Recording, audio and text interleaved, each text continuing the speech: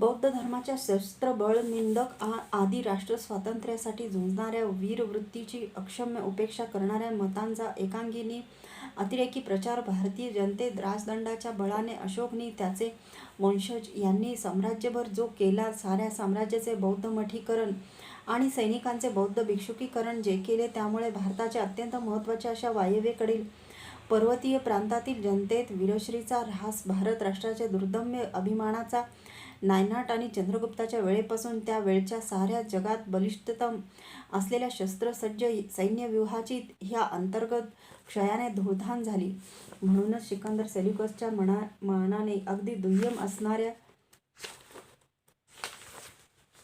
डेमेट्रियसचे Greek सैन्य हिंदुकुशापासून पंचनद सुद्धा सारे भारतीय प्रांत चालता चालता जिंकून मगधाच्या दिशेने पुढे सरसावले.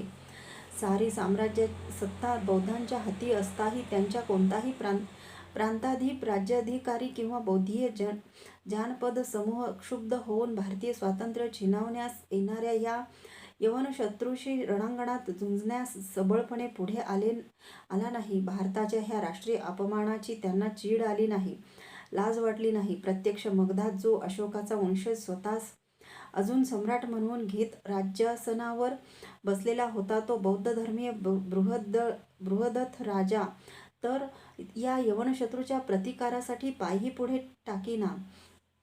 क्वचित असेही असेल की अशा निरपवाद अप्रतिकाराने तो बौद्ध राजा अक्रोधीन जयते क्रोधम ह्या धम्मपदातील सुक्ताचा प्रयोग बसल्यास ग्रीकांचे मन जिंकून यशस्वी करू पाहत होता.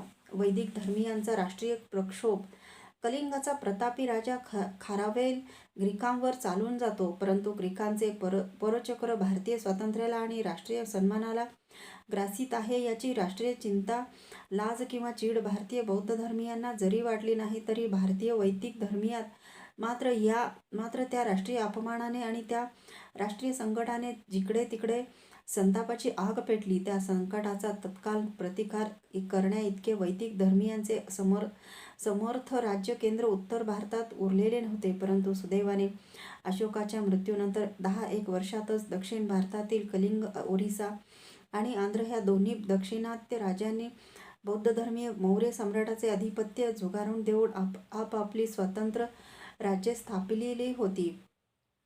ते दोघेही पराक्रमी राजे वैदिक धर्माभिमानी आणि म्हणूनच भारत राष्ट्राभिमानी होते.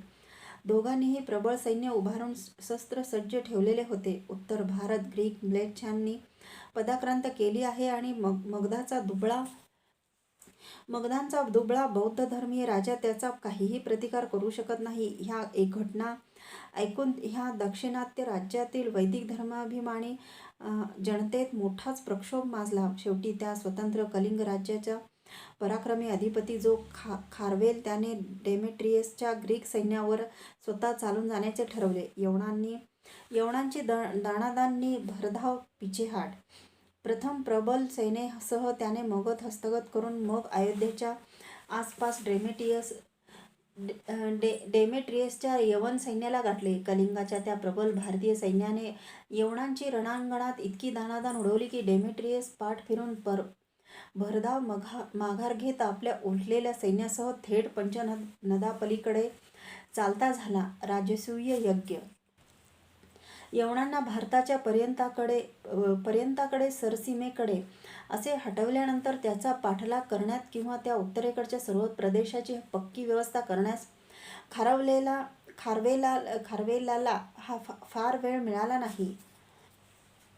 राजकारणामुळे त्याला लगोलग कलिंगास परतावे लागले. मगधाचा बौद्ध राजा बृहद्रथ मौर्य यासही त्याने पदच्युत केले नाही. कलिंगास परत येताच भारताचे स्वातंत्र्य आणि सन्मान ह्यांचे रक्षणार्थ यवन शत्रूवर रणांगणात त्या पराक्रमी खारवेल राजाने जो विजय मिळविला होता, त्याच्या घोषणे प्रित्यर्थ वैदिक धर्मीय राज्यश्रेष्ठाच्या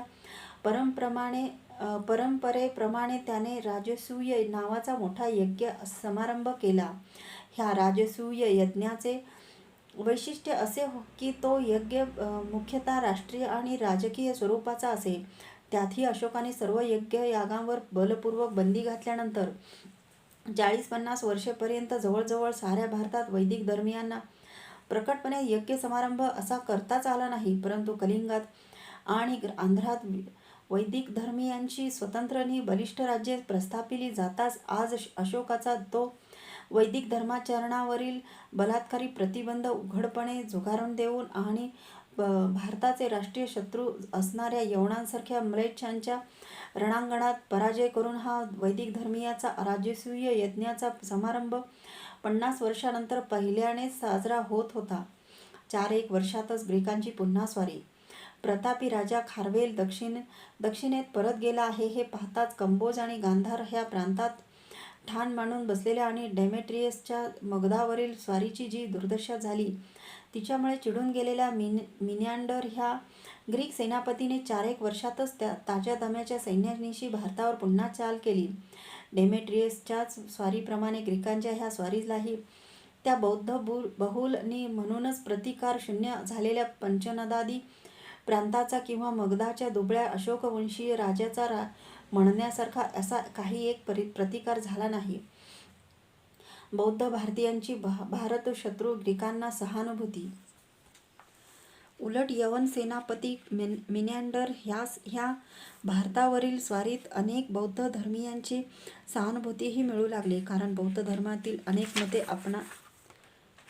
आपणास आवडतात आणि आपण लवकरच बौद्ध धर्म स्वीकारू असे तो उघडपणे बोलून दाखवी. त्यामुळे हे ग्रीक लोक केवळ वैदिक धर्मीयांविरुद्धच काय ते लढावयास आलेले आहेत आणि ह्यांची राज्य भारतावर झाले तर ते आपल्याच बौद्ध धर्मीयांचे होणार आहे.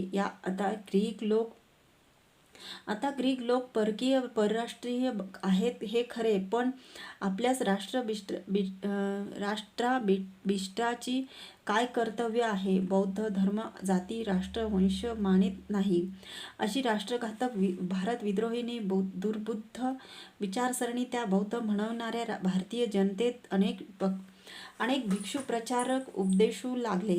त्याच्या सहानुभूतीच्या साहाय्याचा भारत शत्रू मिनॅंडरलाही परिणामकारक उपयोग होऊ लागल्यामुळे त्याच्या ग्रीक प्रचारकाकडून त्यानेही असा प्रचार भारतीय बौद्ध जनतेत चालविला की आपली स्वारी ही बौद्धांच्या अगदी दुबळ्या मगध राजाचे हातून भारतीय साम्राज्य सत्ता छिनावून घेण्याचा जो भारतीय वैदिक धर्मीयाचा कट होत आहे तो हाणून पाडण्यासाठी तेवढी काय होती आहे. मिनॅंडर पंचनदादी प्रदेश पुन्हा यवनांकित करीत अयोध्येपर्यंत आला. अपक्क वेळी घाई केल्यामुळे डेमेट्रियसची झाली तशी आपलीही दुर्दशा होऊ नये म्हणून हातात आलेला भारतीय प्रदेशनी राज्य संघटित करून नी अधिक सैन्याची भरती करून मग मगधावर झडप घालावी अशा सावधपणे तो अयोध्येकडे स्थिर-स्थावर झाला आणि अनुकूल संधीची वाट पाहत बळकट ठाण मांडून बसला. पण तिकडे पाटलीपुत्रात कलिंगाच्या प्रतापी खारवेल राजाचा विजयामुळे उत्तर भारतातील वैदिक धर्मीय नेत्यांनी जनतेत वीरश्रीची लाट आधीच उसळली होती. त्यातच मिनॅंडरचे ग्रीक सैन्य पुन्हा मगधावर चालून येत आहे ही बातमी आली. त्यातही भारतीय बौद्ध जनतेत स्वदेशद्रोही प्रवृत्ती बळावत असून राष्ट्रशत्रू ग्रीकांचे राज्य भारतात स्थापले जावे म्हणून ती मिनॅंडरला अनुकूल होत आहे अशी स्पष्ट चिन्हे दिसू लागली. तेव्हा ग्रीकांचा एकदाचा निःशेष निपात करण्यासाठी प्रथमच मगधाचा तेव्हाचा बौद्ध धर्मीय राजा जो बृहद्रथ मौर्य त्यालाच सिंहासनावरून खाली ओढून कोणा एखाद्या चंद्रगुप्तासारख्या पराक्रमी वैदिक धर्मीय पुरुषासच सम्राटपदी स्थापावे या हेतूने उत्तरेत राष्ट्राभिमानी भारतीय नेत्याचे एक मोठे राज्यक्रांतिकारक कारस्थान रचण्यात आले. पण त्या सर्वांसमोर मुख्य प्रश्न तो होता तो हा की यवनांचा निपात करणारा आणि ह्या राज्यक्रांतीचे धुरंधरत्व पत्करणारा असा पराक्रमी पुरुष आहे कोण? पुष्यमित्र. मगधांच्या उपर्युक्त बृहद्रथ मौर्य ह्या राजाचे जे काही सैन्य म्हणून उरलेले होते त्यात पुष्यमित्र नावाचा एक सैनिक होता.